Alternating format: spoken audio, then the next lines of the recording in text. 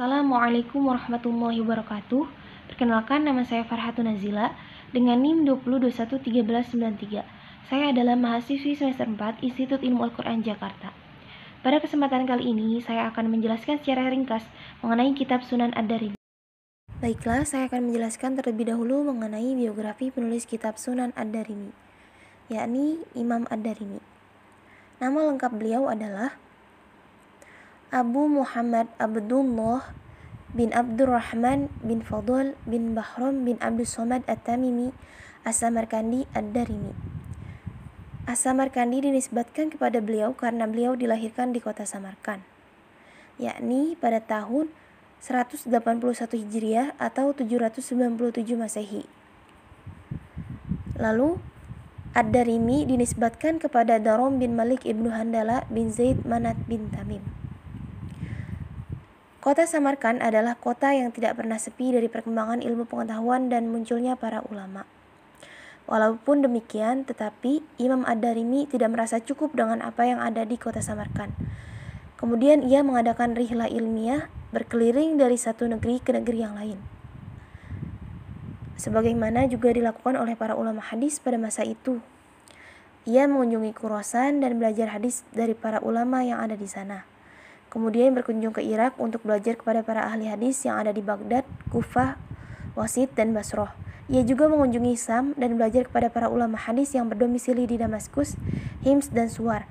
Ia juga pergi ke Jazirah dan Hijaz. Di Hijaz ia belajar hadis kepada sebagian besar ulama hadis yang ada di kota Makkah dan Madinah. Setelah pengembaraannya, ia kemudian kembali ke kota Samarkand, kota kelahirannya, untuk menyebarkan ilmu pengetahuan dan hadis. Di samping merupakan ahli hadis, Imam Ad-Darimi juga merupakan ahli fikih dan ahli tafsir. Dalam bidang hadis, ia adalah hafiz sekaligus kritikus hadis yang sangat paham terhadap ilal al-hadis dan ikhtilaf ar-ruwah. Dalam bidang fikih, ia menguasai fikih berbagai aliran mazhab dan mampu memilah dan memilih ajaran fikih yang berdasar kepada nas yang maksurah. Dalam bidang tafsir, ia ahli di bidang ma'anil Quran. Imam Ad-Darimi belajar hadis dari banyak guru. Di antara guru-guru beliau adalah Yazid ibnu Harun, Ya'la ibnu Ubaid, Ja'far ibnu Aun, Baksur ibnu Umar Az-Zahrani, Abu Ali Ubaidillah bin Abdul Majid Al-Hanafi, Abu Bakar Abdul Kabir, Muhammad ibnu Bakar Al-Barsani, Wahab ibnu Amir, Ahmad Ishaq Al-Hadrami, Abu Asim, Abu Nuaim Affan, Abu Walid Muslim, Zakaria ibnu Adi, Yahya ibnu Hisan, Khalifah ibnu Khayyat ibnu Ma'in. Lalu di antara murid-murid beliau antara lain yakni Imam Bukhari, Imam Muslim, Abu Daud, At-Tirmidzi, Abdullah ibnu Humaid, Roja ibnu Marja, Hasan ibnu Sobah, Al-Bazzur, Muhammad ibnu Baswar, Muhammad bin Yahya, Bakit ibnu Makhlaf, Abu Zur'ah, Abu Hatim, Solih ibnu Muhammad, dan masih banyak yang lainnya.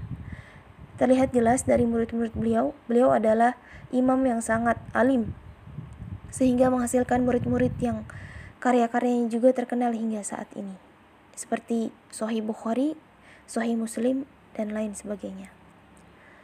Lalu Imam Ad-Darimi meninggal dunia pada hari Tarwiyah tahun 255 Hijriah atau 869 Masehi setelah sholat asar, dan dikubur pada hari Jumat bertepatan pada hari Arafah. Ketika meninggal dunia, Imam Ad-Darimi umurnya telah mencapai 75 tahun. Lalu pandangan para muhaddisin terhadap keberadaan kitab Sunan Ad-Darimi. Di kalangan muhaddisin, kitab Ad-Darimi ini lebih dikenal sebagai kelompok musnad daripada kelompok sunan, sebagaimana diungkapkan oleh Ibnu Shalah berdasarkan keyakinan persepsinya. Lalu pendapat tersebut disangkal oleh As-Suyuti dalam kitabnya At-Tadribur Rawi, bahwa yang disebut sebagai musnad karena melihat klasifikasi hadisnya didasarkan atas bab-bab fikih. Artinya, dengan realitas modal klasifikasi tersebut, maka lebih sesuai disebut dengan as-sunan daripada al-musnad. Secara definitif, yang disebut sunan adalah suatu kitab yang susunannya mengacu pada pengelompokan bab-bab fikih, sedangkan musnad suatu kitab yang penyusunannya didasarkan atas pengelompokan nama seorang sahabat, terlepas dari perbedaan isi bab-bab yang ada di dalamnya.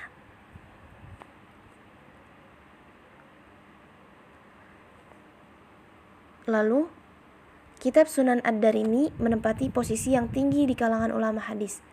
Hal ini disebabkan karena keimaman penulisannya dan kemampuan hafalannya, kekuasaan pengetahuan, serta ketinggian tobaqotnya yang melebihi Imam Muslim dan penyusun kitab sunan lainnya. Selain itu juga disebabkan karena dalam kitabnya banyak terdapat sanad-sanad sahih yang tinggi kualitasnya dan sedikitnya ziyadah dalam hadis-hadisnya yang marfu.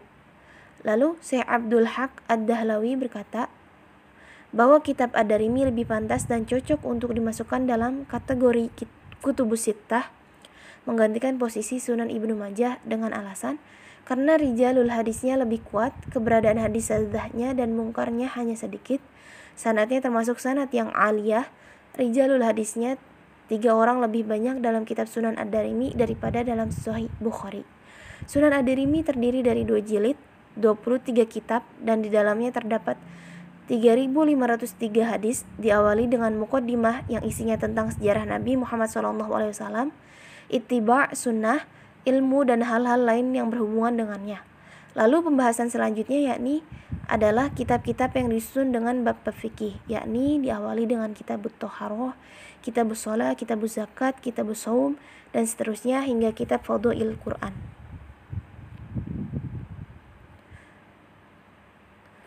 Lalu karya Imam Ad-Darimi ini sebenarnya memiliki nama asli Al-Hadis Al-Musnad Al-Marfu wa Al-Mauquf wa Al-Maqtu, yang dalam penerbitannya judul kitab tersebut diubah menjadi Kitab Sunan Ad-Darimi. Perubahan judul ini dilakukan untuk menyesuaikan sistematika penyusunan kitab yang disusun berdasarkan tata urutan dan sistematika kitab fikih. Oleh karena itu diberi judul Sunan. Dalam metode penyusunannya, Imam Ad-Darimi memerhatikan yang pertama, dalam pengumpulan hadis, Imam Ad-Darimi menyusun kitab Sunan Ad-Darimi menggunakan sistematika sebagaimana yang dipergunakan oleh penyusun kitab-kitab fikih. Oleh karena itu sering terjadi adanya pengulangan dan penyebutan hadis. Akan tetapi Imam Ad-Darimi berusaha agar kitab Sunan Ad-Darimi menjadi suatu kitab yang ringkas.